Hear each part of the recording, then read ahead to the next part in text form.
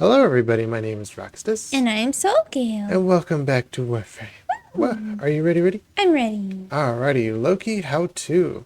So, Loki drops off of Neptune, off of the boss here, The hyena the pack. Hyena Pack, on Phasmatane, however you say that, Phasmatane. You get all three of his components here, and you can get his main blueprint within the market right here. He's pretty good. He's interesting though. You really only use him when it's really conditional, when you really need it. It's more so based on his abilities and just kind of what things you actually need at the moment. So, shall we dive into the abilities? We shall. Alrighty. So Loki is a very basic Warframe. There's really not a whole lot to his abilities. This is probably why this is going to be very quick and easy to do for Loki, but Loki is more so just kind of a backstabber type Warframe, just a very basic one, very easy to read through his abilities and very easy to get the hang of what he does. His passive is he's able to hang from walls 10 times longer than normal. This equates to 60 seconds on his wall latch, which normal Warframes I believe have 6 seconds. So this equates to a 60-second timer when he's doing a wall latch, and that can last for a whole minute. So that's pretty good.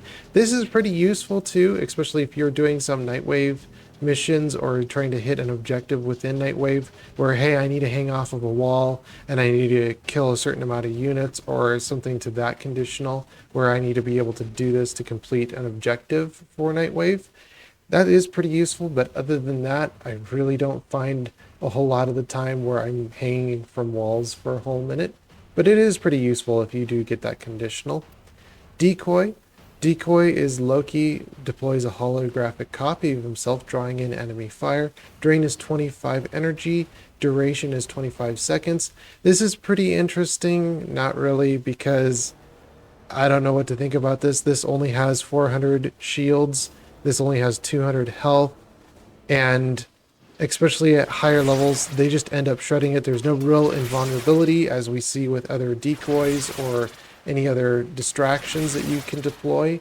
So because it doesn't have really any invulnerability, no health converted off of damage, and of course it has no shield gating, it just pretty much means that this is pretty sucky. It only works really kind of early level, and then after that it just obviously just falls off after that.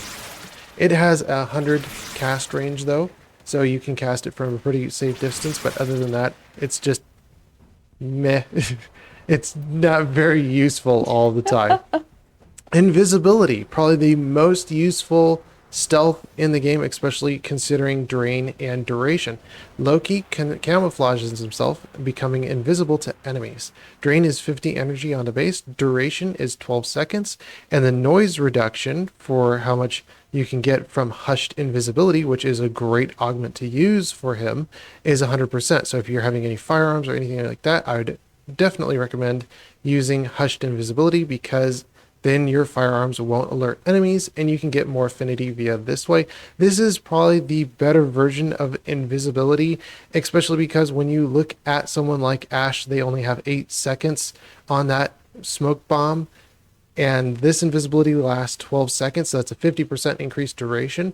The reason why this is so good is because you just drain a certain amount of energy, you get a certain amount of duration off of it, and then you don't have any of your movement speed reduced. The only other Warframe that has a very efficient and long-lasting stealth is Ivara, but when you're using Ivara, you get a 50% slow forced on yourself. So you're trying to move around the environment, you're trying to do it very quickly, and Ivara just really slows you down. So this is probably the best invisibility for movement and as well stealth and just keeping yourself invisible. Switch teleport. Loki instantaneously swaps between positions with the target, confusing an enemy. Drain is 25 energy and range is 75 meters from you being able to basically cast range and ability range as well. You just look at a unit, whatever you want to swap with, and you just hit the ability. It's pretty simple, it's pretty basic. And if you've ever seen commanders throughout some Grineer tile sets or spaceships, you'll be able to see some Grineer commanders use the same ability as well. So there's not really any difference there. It's pretty much just a copy and paste of Loki's Switch Teleport. Radial Disarm lets forth a wave of energy disrupting projectiles from enemies in range and forcing them to revert to melee combat. So I don't know what it means disrupting projectile weapons, but it just basically radial disarms everyone. They can't use any ranged attacks, even MOAs. They can't use ranged attacks. Sentients, they can't use ranged attacks. They will refresh though that buffer, and they'll be able to use their ranged attacks again, so you have to just keep on reprocking it. With Ospreys, this is actually kind of interesting because they can't use their ranged, but then they also fall out of the sky and become ground level so that they become easier to hit rather than trying to actually hit them out of the air. So that's really interesting with that ability. It's like it just completely disarms a whole bunch of different things. The drain is 100 energy. Radius is 20 meters on a base, and damage is 500 impact proc. This is dependent on what type of enemy you're actually fighting up against, and if that 500 impact actually hits the enemy. It's completely semi-specific on what enemies actually get hit with the 500 impact. You just kind of have to read up on his page on which enemies actually get hit with it and which enemies don't. It's completely based upon whatever system Loki is using. Really, it just depends what he actually hits with it. And there's no real way to say that he hits bosses specifically or he hits other units specifically. It just hits certain units that he favors to hit, I guess. There's no real indicator what he actually can hit with that or not. But that's pretty much it. As with each of these abilities, they actually do not say anything about casting time. So there's this decoy is 0.6 seconds to actually cast the ability. Invisibility is 0.75 or 3/4 of a second to cast invisibility, 60% of a second to cast decoy. Switch teleport takes 0.5 of a second or 50% of a second, half of a second to cast switch teleport. And then radial disarm takes 0.9 of a second or 9/10 of a second to actually cast. So it's interesting when you actually take a look at certain abilities and go, hey, you know, they take a certain amount of duration to actually cast each of those abilities, especially when you're looking at Necros though. Having an idea of how long certain things take to cast really helps, because you can get caught in a cast where the enemy fires on you and you just end up dying because the cast takes so long to actually pull off. I've had that happen before as Necros. Yes. So without further ado, shall we take a look at the mods? We shall. All right. So I have three different guys here. I have Affinity. This one is mainly for going around, like I've said, with Equinox and getting some really high affinity from the one tile in Sedna. So this is really good for Affinity. Switch Teleport is mainly if you're on Plains of Eidolon. We're using Switch Teleport to be able to transport our hijacked or hacked drone and trying to get it across the area to be able to fast forward our mission rather than just standing there and trying to wait for that drone to move around. We're actually just using Switch Teleport to just fast forward that drone to the location it needs to get to and just to finish out the mission as quick as possible. Basically, which is useful. yeah, basically just speed running the entire thing. Volt doesn't work for hacked Hydron, so this is really useful for just speed running that mission. Invisibility, we are just actually with this build fully focusing on duration and of course invisibility, just to say invisible as long as possible. That's pretty much it. The most useful one here though is going to be definitely Affinity.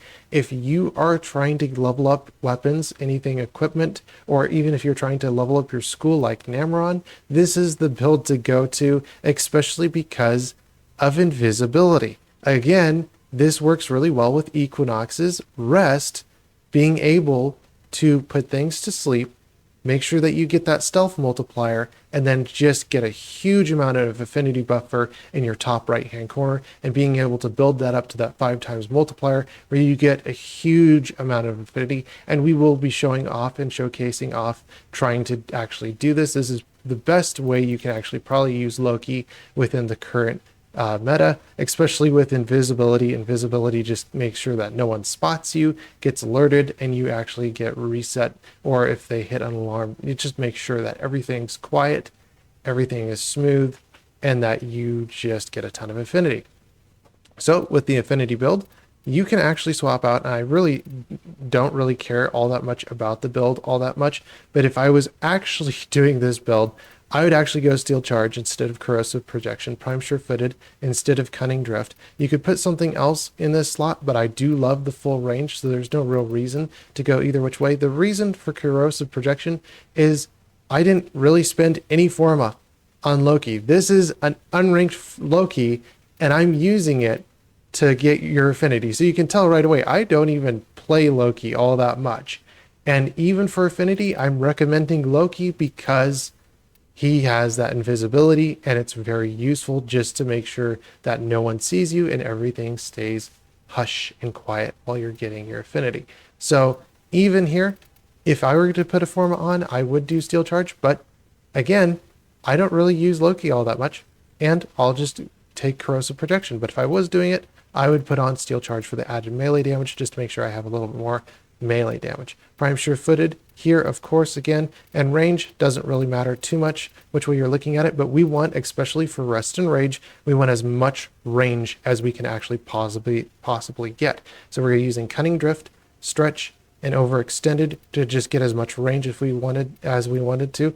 If we wanted more range, what we could do is we could actually add on Augur Reach instead of Cunning Drift. Put Prime Sure-Footed over here and put Augur Reach here. But again, I don't know about Archon Stretch. Is that the same thing as Stretch? Right? It's the same thing as Stretch. Okay, so there's no real difference in range there. No. Okay, so there, if that is actually the same, if it does add a little bit more range, I would definitely be tempted to put it into the range slot if it just adds a little bit more range. But the main thing here is we're basically going range. If I could, I would be able to put this. I don't have any Forma, but if I would be able to put this over here, be able to put Augur Reach, and I get 50% added bonus range. That would really help for Rest and Rage, just to make sure everything can't move. They can't see me. They can't see enemies getting killed around them. Therefore, they can't get alert, and therefore I can get a huge amount of Affinity off of that. So that's why full range, you want to just go pretty much these three mods. Both of these add as much range as you can get, but adding a little bit more range always definitely helps.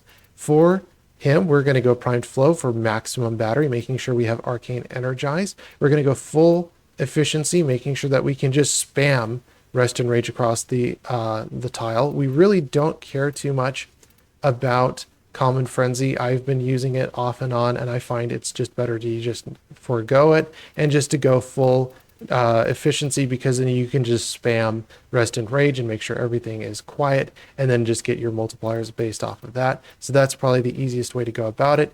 And of course, we are negating ability duration here. Duration is super useful for not only ability of Rest and Rage and invisibility, but it's just useful for both of them just to keep the duration nice and high, so you're invisible for a longer period of time, and so that people just don't wake up. It becomes a pain if they wake up and then you have to recast the ability again, wasting more time and effort. It's just duration all the way, especially with this one. So we're adding more duration on here. We're adding on Molt Efficiency for more maximum duration as well. And we're adding on Hushed Invisibility, especially if you're trying to get a weapon like a ranged weapon or anything that has a loud explosion. Enemies will hear that. They'll become alerted. You want this on so that you can just add on more damage onto those weapons rather than having to put on a silence augment onto those weapons. Each of those weapons do have their own silence augment, but this works across the board for everything, so you don't have to particularly put on a silence mod onto that weapon to make sure that it's quiet. This makes sure that everything that you do is quiet so that you can peacefully get that affinity booster on top of that. So full range, maximum battery, efficiency, duration, more duration, and of course Prime Sure-Footed, just to make sure that we're just not getting knocked around, which is pretty much a standard at this point. If you are doing Loki, I do recommend for your Crimson Archon shards to have more ability duration, and maybe even to have 2 for just casting speed. This just kind of makes back for natural talent, just to give you some more casting speed, so you're not just standing there all the time having to cast both invisibility and Rest and Rage. It makes sure that you're more out on the table being able to kill things rather than spending most of your time trying to cast both of those abilities. So across the board, just having fast casting speed, super efficient, super range, super duration, trying to keep as much duration as we can, and that's pretty much it. There isn't really much else to it other than killing people after that point. Switch teleport, here we are focusing on switch teleport for our Eidolon runs. If we're trying to get those hacked drones, trying to get them across the field as quickly as possible, we need as maximum range as we can here. We're using overextended stretch, auger reach, and cunning drift for the maximum range at 280% bonus range. Prime flow for maximum energy, guardian, arcane guardian, because Plains of Eidolon is pretty tanky and you do need to get a little bit more damage reduction. Arcane energize, more energy. Umbral vitality, making sure we just don't go down. Affinity, why this doesn't have any of the Umbral mods is because we won't get hit. It'll be so quiet we won't get hit, so that's really useful. But for switch teleport, we definitely want to make sure that we are going Umbral vitality and Umbral intensify just for added health and a little bit of added power strength.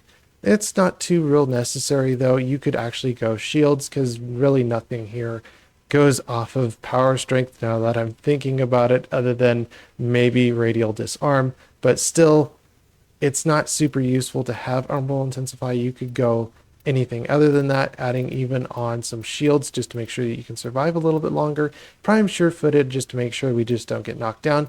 But most of the time when I'm running this, I'm just speeding through missions, and of course Soul will usually pick a better Warframe that can actually handle all the high level enemies, so we can just speed run that mission. Especially when you encounter a drone, it becomes annoying that it moves at snail speed.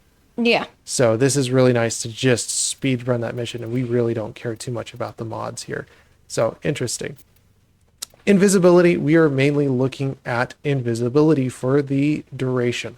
We really don't care about anything else, about range. We're not really looking for affinity here. We're mainly looking at invisibility. So we're adding on narrow-minded, prime continuancy for full duration, constitution, auger massage for basically more duration. Overall, we can swap out if we need to for multiple efficiency. That'll add a good 36% more ability duration. Prime flow for maximum battery. Hushed invisibility again if we're trying to go for affinity and we're by ourselves and we're being sneaky about it, then we can get some affinity off of that. Although the affinity build is definitely better because of rest and rage. It just makes sure that no one gets alerted at all.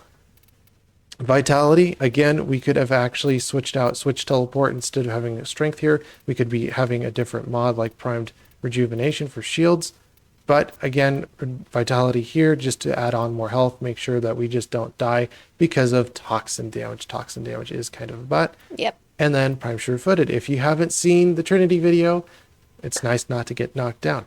But yes, and a corrosive projection, which I do favor my steel charge. But that's about it for the build. I think it's about time we try some affinity. Yeah. Yes. I gotta get to my affinity build. There we go. And for Loki, he is a very simple frame. It's very easy. And now if you are doing your Tenno, let's see here, operator. If you are doing your Tenno and you're trying to get your focus class, whether you have one of these 5 focus classes, Loki is very good at getting your affinity. So all you need to do is get a good lens. I would recommend getting a high enough lens, as most of our equipment and weapons have at least a 4 tier. I believe that's a Lua lens, if not even greater. But I believe that's a Lua lens. I think it's a Lua lens. Yeah, but using as high as a lens you can, because that just Yeah. gives you more conversion for your focus. And yeah, that's pretty much it. Make sure you have a lot of energy restores, making sure that you just get your energy off right off the get-go. And then after that, it's pretty much just smooth sailing. Speedrun. Speedrun. It did not take that long. Yeah. But yes. I have a lot of energy restores. Oh yeah. And I actually got my focus classes up with just this, not even using Forma onto Loki. I have 2 Forma onto Loki, but he's only level 24 because I forgot I ever put Forma on him. But molt efficiency, how this works is the longer your shields stay up at full maximum, the more duration you get off of it, which is perfect for everything that you're trying to do. And when you're using guns, you can shoot and you'll not alert anyone because of hushed invisibility. Can't go that way.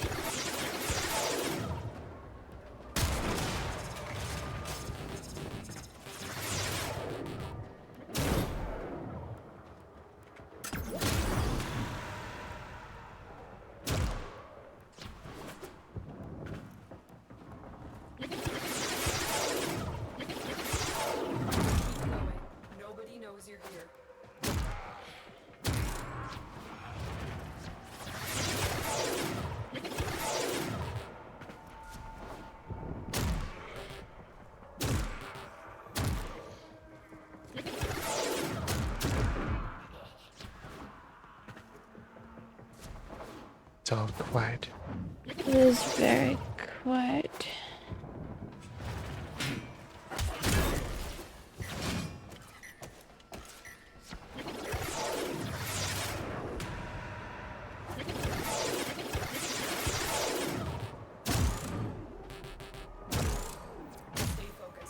But as you can see on the top right corner, I have full affinity. If you ever come across to Eximus, you want to go from behind. And most of the time you'll be able to take it out. Depends on your weapons, how well your weapons are. If they're good high damage or if they're not. If they're not, typically it won't take out something that high. Yeah, no. But you can also just completely ignore Eximuses if you know you're not going to kill them.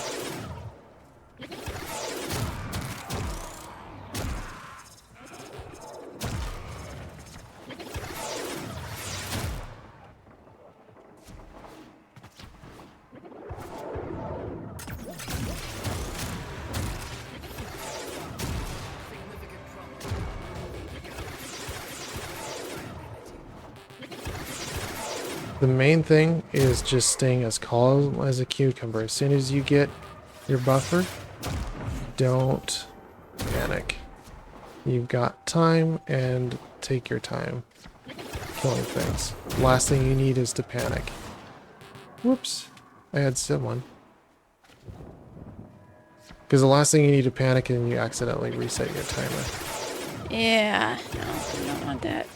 Yeah, you want to keep your ability buffer, your affinity buffer up.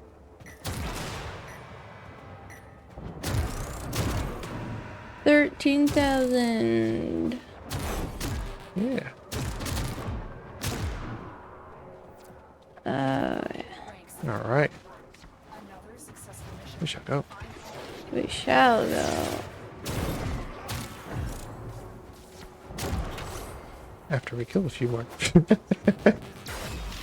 I killed an Eximus. Whoa. Oh, because I have the Grinlock for Arbiters of Hexus. That's Oh. why.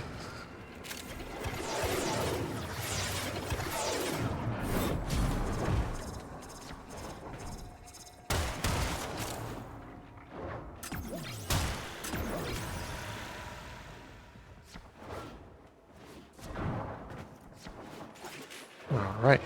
We shall go. We shall go. Whoa!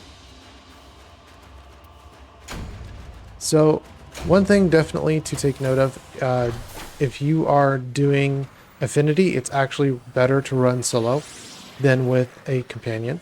You might think that it's better for Affinity, and especially for Rest, to be able to get more people across the board. It's actually just easier to have one person, because if you accidentally have the second person trip the alarms, it gives one person a better idea of how the stealth is actually going, how people wake up, and especially it gives you more control over your environment versus having a second person and they individually, you know, maybe they trick the alarm or maybe something that you did that kind of goofs them up. So it's especially easier to just run it solo. And because you're running it solo, you have more enemies that you can go through and you can kill and you can get the affinity for, versus having your companion killing those units for you and or taking some of that affinity. Because if you have an extra person, I don't know if the affinity is really gained or lost there, but just it's easier just to have one person, especially trying to control the area, trying to go through the area. I found that it's just easier just to do it solo and you just have more control over those areas. But yes. Yeah. But that is Loki. Not too much to him. It's not something that you would really use at high levels. It's mostly just for leveling up and trying to get yourself leveled up. And that's pretty much it. Loki, I wish there was a little bit more to his kit. There isn't really anything in terms of damage, and especially for his decoy, it does leave something to be desired. But yes, I do not like his decoy. yeah, it doesn't do too well. But yes. Well, is that all the time we have for this episode? Unfortunately, yes. And we will see you guys in the very next video. Bye-bye. Bye-bye.